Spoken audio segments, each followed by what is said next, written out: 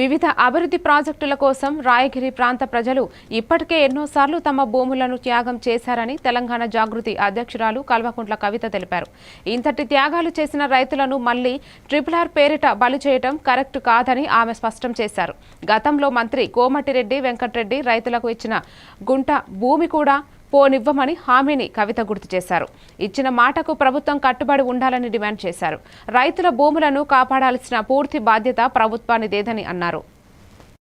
2 రోజుల పాటు ఉంటూ ఆయా జిల్లాల్లో ఉన్నటువంటి సమస్యలన్నింటినీ కూడా చూస్తూ ఆ సమస్యల పరిష్కార మార్గాలను వెతుకుతూ ప్రభుత్వాలను నిలదీస్తూ ముందుకెళ్తున్నాము.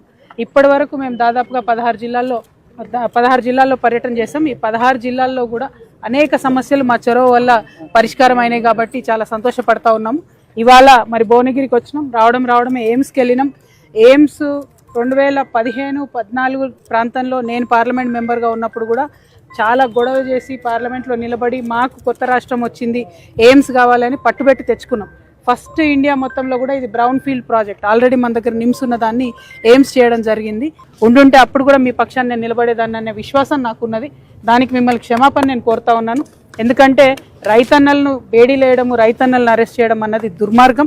అది కూడా కొంతమంది ఎమ్మెల్యేలు వారి భూములను కాపాడుకోవడం, అరెస్ట్ చేయడం అన్నది మరింత దుర్మార్గం. ఆ దుర్మార్గాన్ని ఇప్పుడు కాంగ్రెస్ పార్టీ కొనసాగించదలుచుకుందా అన్న విషయం మాత్రం వెంకటరెడ్డి అన్న చెప్పాలి. ఖచ్చితంగా కోమటిరెడ్డి గారు నేను డిమాండ్ చేస్తున్నా, ఏదైతే మాట మీరు ఇచ్చారో, మీ నాయకురాలు ప్రియాంక గాంధీ ఇచ్చారో నిలబెట్టుకోండి. ఇక్కడ రైతులు భూమి సస్యమీర ఇయ్యమని చెప్తున్నారు. భూములు ఇచ్చేదే లేదు, అలైన్మెంట్ మార్చాల్సిందే అని పట్టుబడతా ఉన్నాం. మరి దానికి ప్రయత్నం చేయవలసిందిగా మంత్రి గారిని నేను డిమాండ్ చేస్తున్నాను. ఓకేనా మీడియా? మనోడేడ్రా నాయన. జై తెలంగాణ. అందరికీ నమస్కారం. ఇవాళ తెలంగాణ జాగృతి జనంబాట కార్యక్రమం. మరిన్ని డీటెయిల్స్ తో మళ్ళీ కలుద్దాం. Keep watching A1 TV Telugu news.